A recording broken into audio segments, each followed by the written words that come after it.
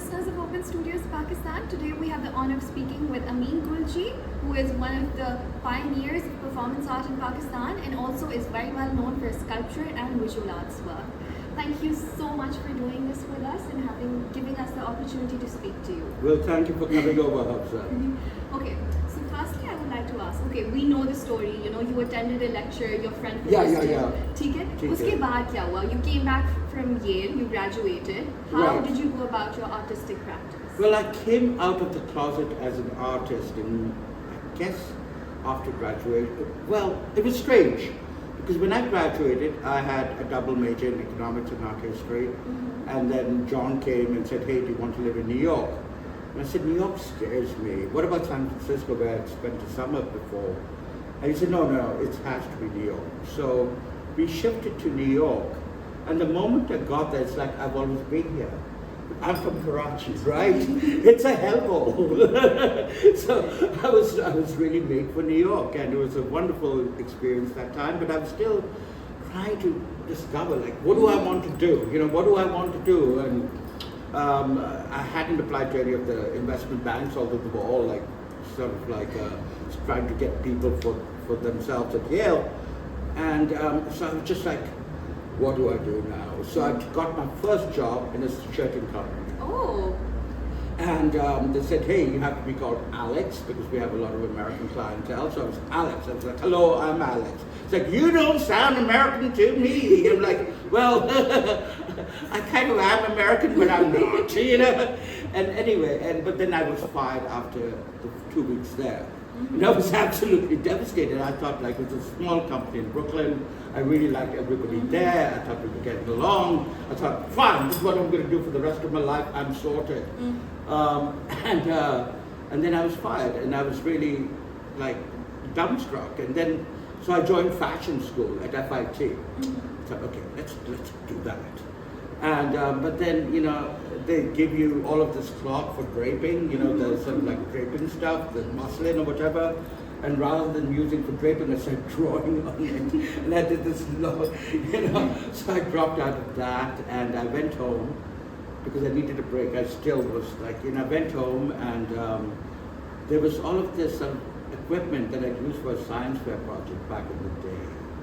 Still left over, and I mucked around with it and I made a small plane. And then I thought, oh, this is cool. It's an object. Let's make other objects. So I started making other objects in my 3 or 4 months there, and then I had a show at BACC, and I called it jewelry because I thought this is, really cool because my father's never done jewelry. He's done just about everything else, but jewelry, he's not made jewelry. So I called this jewelry, and there were these large pieces that like an earring weighed a kilo. So they were kind of unwearable, and most of the people who have collected those have kept them as objects, but that's what I began with. And then I went back to New York. I did more sort of like feasible wearable jewelry that I took back with me to New York. And what I would do is I bought myself a pilot bag, the bags that pilots have, and I'd create trays in them for my jewelry.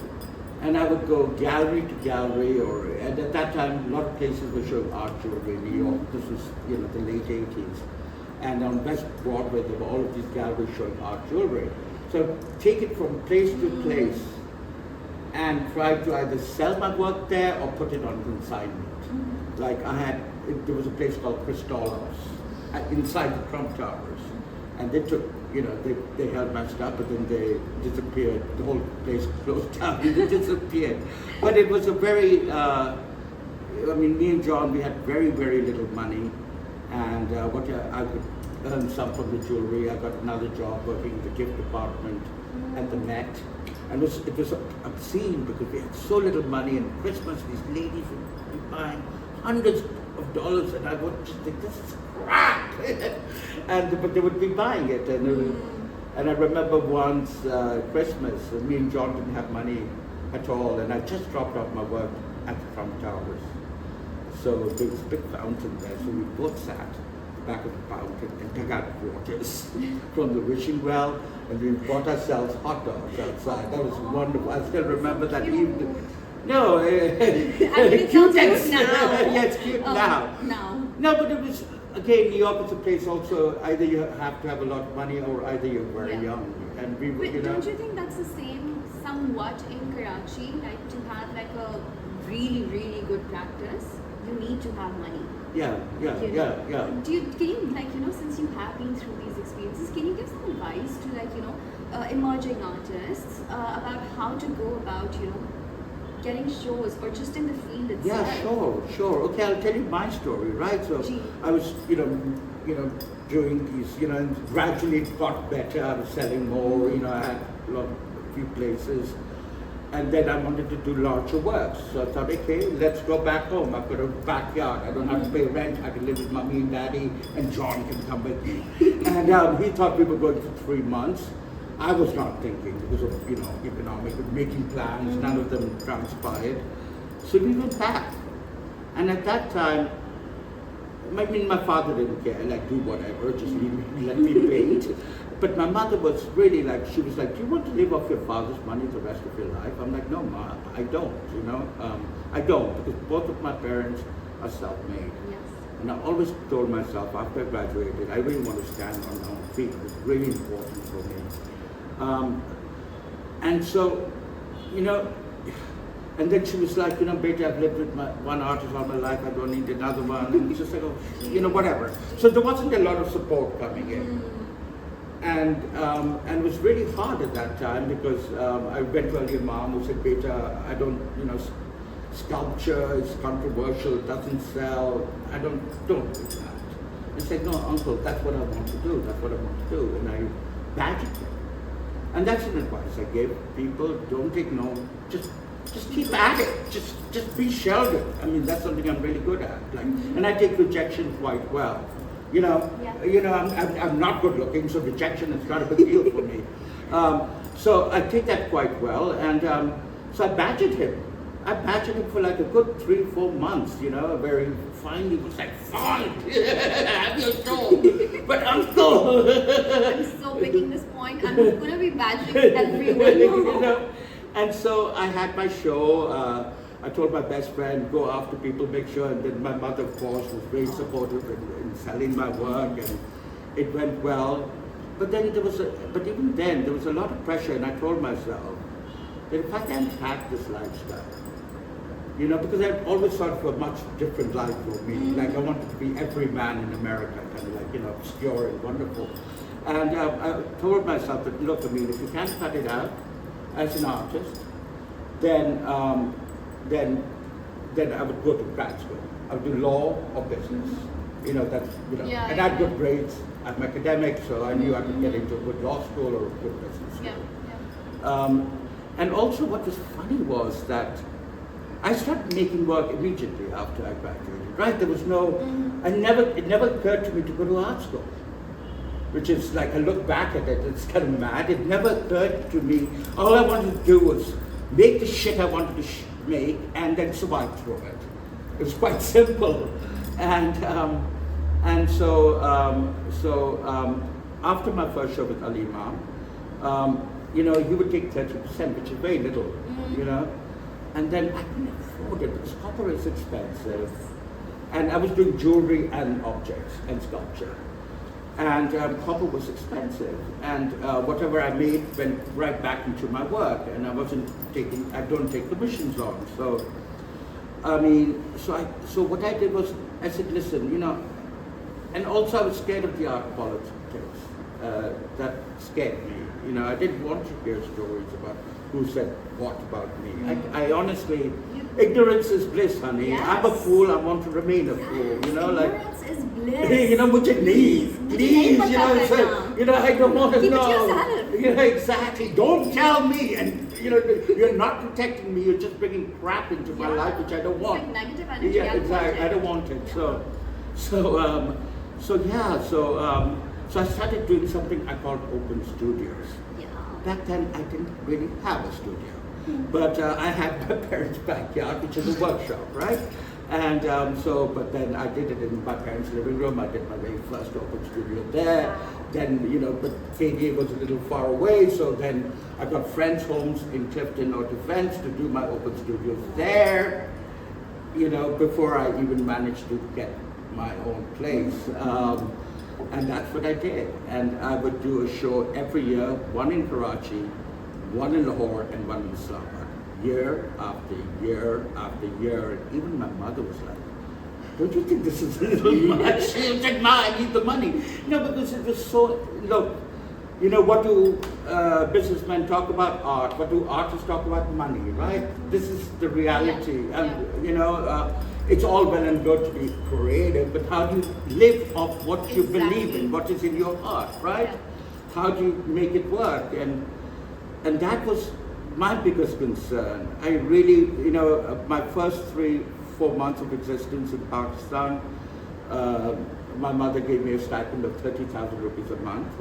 And then after the 3 or 4 months, I said, Ma, I don't need this anymore. Wow. And that was a really, proud? No, it was a really big deal for me. Yeah. It was a big deal. I remember that. And she was like, fine, I don't need to give it to you. Bye. More for me. No, it was a big deal for me. Like, it is. Even for us, I mean, eventually I would want to be like completely independent, not take anything from my parents. Right, exactly. And right? Even like the slightest things I do, I feel really good about it. Yes. I got some presents for my mom or my dad, and right. they really liked it. Absolutely. No, it's important, right? It's so important. Okay, so a question. Many artists now, work from home studios. Right. Whereas, abroad we see a different culture where they, rent out a warehouse or something and then have shared studio spaces. What do you think about the different evolution of studio spaces? Jani, it's all on economics, right? If you can work in the West Side, then you'd work in the West Side. But it's all economics. True. I mean, it's all economics. What you can afford, it's basically to make it work, right? Whatever your parameters are, whatever your advantages or disadvantages are, to make it work for yourself. So for instance, your father has this big site in Karangi, go there. If your parents are poor and don't have anything, then you make it work some other form of action. Yeah. You share a place with someone. Choti si jagah aapki tarf aur le sakte hain. So how important do you think it is for artists to have a studio space? सिर्फ वो कमरे में ही कोना नहीं, actual एक studio space हो. It's important, but at the end of the day, it should be the fire that's in you to make the shit. The studio is not going to open you. It's at least for me. I mean, I live in my head, right? I mean, it's a full circus happening all the time in my head, right? It's so. So it was really fun. Okay. So we come back from America, and I'm doing these shows every year. My parents gave us the roof of the KDA home where the servant quarters were, and we turned it up, did a big mosaic there. We'd have parties, never on a weekend, because that was not cool. It had to be at a non-weekend, and blast music, our entire neighborhood would shake. And my parents were so liberal and so indulgent. My mother would have dinner. But then when we hit 25, she's like, Beta, you are too old to live at home, and I want both of you to move out. So I said, okay, fine, we'll move out. So we came where we're sitting now, to this Clifton plot. And it was all empty. It was a 2,000 square yard plot. And my father had built a railroad shed for himself at the back. 6 rooms, like a railroad, right at the back of the plot. She's like, you move in there. Maybe they didn't want to hire a jockey for the plot. So we both happily moved in there. 3 rooms we lived in. It was a bedroom, living room, kitchen, and 3 rooms I worked in. It was my acid baths, my buffing room, and my workshop room. So I worked in a room about this size, just this size, right? It was a small room with 4 people in it and me, and in the middle of summer without ventilation. So, I guess you could call that harsh. But I never thought of it as harsh. I was so excited to even have that room. Have that But from my, experience. at least I had, because in my parents' backyard, I had no privacy. It was their backyard, right? Luckily, all the grass was dead because my father built a big vessel charm for the mosque, so all the sulfuric acid had destroyed the ground forever, so they sort of like tiled over it.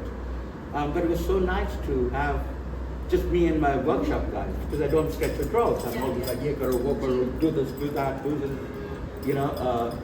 So yeah, and we'd all be on top of each other, and for some reason, summers were my most productive time. So yeah. So, you were mentioning the different open studios you had. Right. One really good memory you have from those open studios, One. or like a takeaway you took.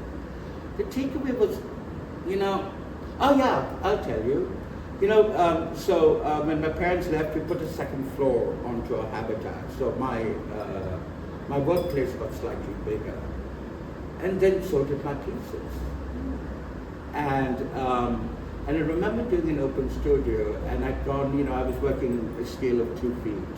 And again, I'm paying for everything I'm making, right? There's nobody ordering it. And I don't take orders. Even with the jewelry, I'm like, listen, huh?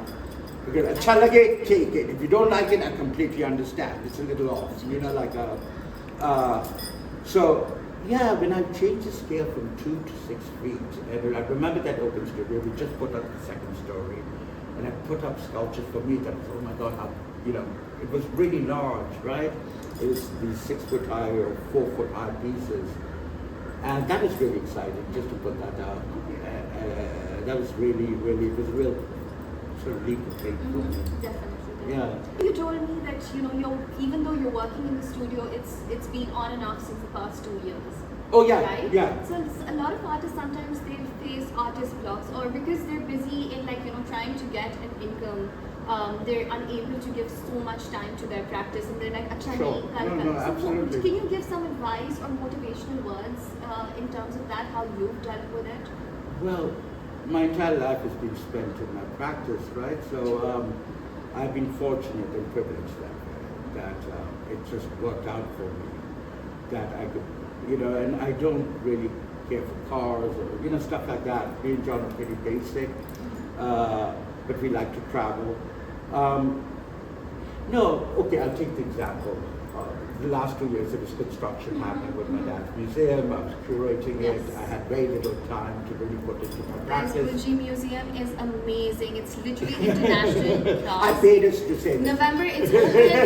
Come, please, it's really good. Doros diye maine हाँ isko. भाई jam है कराची का आओ. No, but yeah.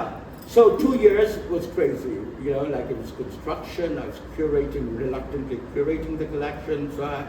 And then my workshop turned into a storage area, a dumping ground for all the derbies that came from construction. It was all over my workshop. It was the end of the workshop.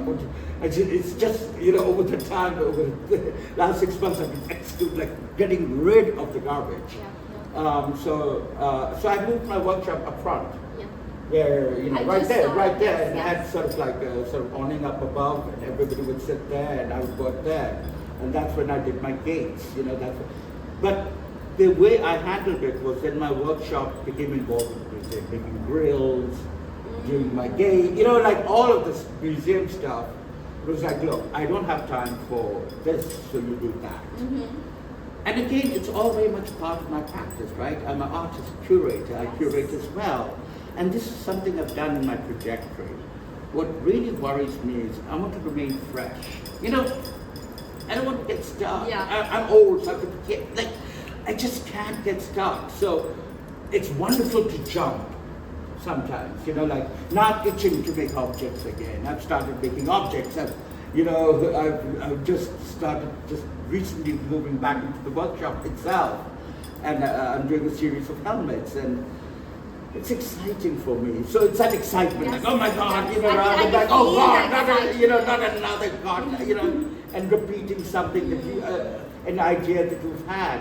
Yeah. And sometimes you look at that's kind of what fun about the process. It's like everything's a moment in time and a place. Yeah. and then it's gone. I can't go back. Even if someone says, "Oh, make that for me. I like that piece." That's great. Thank you, but I can't. Yeah. It doesn't make sense to me anymore. Okay, so any habit or ritual that you really follow in your art practice? Yeah. Some secret tip? No, there's no tip. I think everybody has to come up with their own methodology. I think the process is so special and precious. Everybody has a different process. And there's no right or wrong. Me, myself, I have to read. I have to read, and I have to read novels. It has to be fiction. It has to be fiction. It has to live in time and space. And I'm completely Catholic in my taste, so I read anything and everything. From adult fiction to like anything and everything. Either important, I mean, I'm all over the place. John primarily reads African American writers, but I don't have any genre I stick with. And again, I like to jump. I've just finished Murakami, and and I'm jumping again. Like James Baldwin is my next book. And that's really necessary. That is something I have to read and do, because writing and object making are very linked. There's structure. There's a structure to the sentence. There's a structure to a story. Like in objects, we play with time and space as well. It's very, for me, intrinsically linked. I mean, have you ever dealt with an artist block? No. No? Oh, No. that's amazing. No, because I wear a couple of hats, right? And You I'm keep always shifting. I keep shifting. Curator, performance. No, Johnny. I like to put myself out of my comfort zone always, right? I'm dyslexic, right? They thought I was retarded. I was being put away in a special school for first grade or something, and my parents would laugh and tell me later that we were both like saying to each other, I went to Harvard and Columbia. Gulgee, you went to Harvard and Columbia. I did my master's in Ohio. How come we had this retard son? Because I couldn't. It wasn't diagnosed at my time. I'm ancient, and I was the last person to learn how to read. And then one day I was at my friend's house, and I said, "Oh my God, Toby, I can read the sentence." And ever since then, reading has been my great escape. So these days I'm writing my memoir. My monograph has come out, No Man's Land. Yes. But I'm writing my memoir. I'm part of this residency in Paris called Ricolet, and you have to be nominated into it. I didn't think I was going to get in, but I got in, and I've been going there on and off for the last 2 years. Yes. I'm 35,000 words in my memoir. It's called Glitch, the story of me. Yeah. I'm looking forward to And it. so When again, is it? who cares? Oh. I'm like, no, as you know, I have no filters, right? And I never think of, that's the whole thing. I never, even when you're making a sculpture, never think of the end. I know when it's resolved, and then it's no longer, then it's here, I like this thought process. I'm thinking of the process, not the end. Not the end. Ever. Jo hoga wo hoga. Allah Malik. Ji Allah Malik. Allah Exactly. Who you care about? I'm a stupid Muslim. That's how I dealt with my parents' murder. I mean, that's the fallback. And just let life decide. I tried to decide once, and I had to suffer through economics for 4 years. The rest I leave to God. But that's what I like to do for myself, is push myself out of my comfort zone. So writing this is completely out of my comfort zone. I hate doing that. I'm not nostalgic or sentimental about anything. Anything that happens in the past is boring. When people get together, they want to talk about what happened back in there or where, and you're just like, who cares? You've done it. What about now? Okay, so what do you think about Open Studios Pakistan, where we're inviting, public interactions inside the studio space? I like that. Yeah. I like that. You're open towards I like that, and I wish, people of your generation, you're a baby, right? Thank you. Miri Jan, just make it happen yourself, and that's the advice I give to people. The art scene, there are so many universities, everybody's producing artists, there's limited galleries, they're booked with people who have careers and trajectories. Make it happen yourself. Yeah. You have the internet behind you. You have so many ways of communication which I did not have. Definitely. And make it happen. All it takes is energy and belief. Yes. You know, and the Parmesan attitude. Definitely. You know what I mean? Rather than, oh, what will they think? Am I cool enough? Like, you know. Okay, so I think that was some advice also for emerging as well as mid-career artists. Baar mein jaye sab, just keep going. Yeah, just keep going. You know, mid-career is different. Mid-career, you're already on your path. Okay. I'm talking about, you know, people that are ignored by the gallery circuit, or you're trying to find the gallery circuit. Yes. You know, you get together in a collective, or you find an abandoned building. You say, hey, this is the space. Yeah, because now gallery isn't just a space for exhibits or for artworks. Right. All over the world, globally, it's really evolved. You know. Right. Nobody's sticking to that white cube space anymore. Right, exactly. And forget all over the world. I'm always interested in my context. You know, like who cares about the rest of the world? Just do it here, do it, put some energy into it, call every person you know, put energy behind it, and make sure that you beat the drums for it. You know, you're here, you know, stand here, stand behind what you believe in. Yeah, definitely. So something Amin had told me when I was speaking to him initially, he was like, Hafsa, do it for yourself. Yeah. Don't do it for anyone, anything, do it for yourself. And I think that advice from him, it's really given me a perspective and helped me to view my practice also, and not just, you know, what I'm doing, but my practice also. And it's really motivated. I'm me. self-absorbed, right? Yeah. I'm only interested in me. Definitely. You know, and Do it it's for me. yourself. It's my shit. That's You're my not doing politics. it for anyone. Why? Yeah. Well, हाँ, you know, अपने आप को खुश करो and बस. any artist that takes sort of high moral pulpits, and you know, good for them, they're exalted. But I do not have the audacity to sit on a pulpit and dictate and lecture. And you know, I'm more interested in my own turmoil, my own balance, my own position in the cosmos, and trying to figure that out. You know. You are the pioneer of performance art. I mean, I remember the first time I saw a performance happening was Lal Jadoo, and that was the first time I came across. Acha, ye bhi art ka hissa hai. So you have really been one of the pioneers in Pakistan about performance art. Can you please talk a bit about that? Sure. I curate performance, but I'm also a practitioner. Again, like I said earlier, it's really important for me to put myself out of my comfort zone. So especially when I'm doing a performance, you're putting yourself out of, or even a collaborative performance, because I'm a control freak, right? So nobody's allowed in my workshop, not even John. My parents were not like, please stay away. Like only my chaps are there who are working with me. I do not like witnesses. I don't like an audience. So you know, with the performance, you don't have that control. With your pieces, you can be working for 6 months, it doesn't turn out, no problem, goes into the storage room, it's chill. Because during the process, I'm chill. You know, nahi aaya, it's just the process, right? Yes. Sometimes it works, sometimes it doesn't, it's fine. And only I will judge. But with performance, you let go of all that control, right? You're there. And then the atmosphere of the place and the time has its influence. And it's like an unknown chemical reaction. You set up all the chemicals and you put them together, but you don't know exactly what will happen. And then you really become inside it. It's a sort of a transformation happens. It's like a shamanistic weird sort of thing that happens that you're there. Inside the performance, and that is scary but exhilarating. Yes, definitely. And I mean, performance has a perception of its own in Pakistan, or it doesn't at all. No, that's a great thing. No, Johnny, don't you understand? Ignorance is bliss. That's why I think it's so exciting for us, right? Because it's not taken seriously. It's best not to be taken seriously, so we can talk about anything in it. Oh, I didn't. Johnny Man.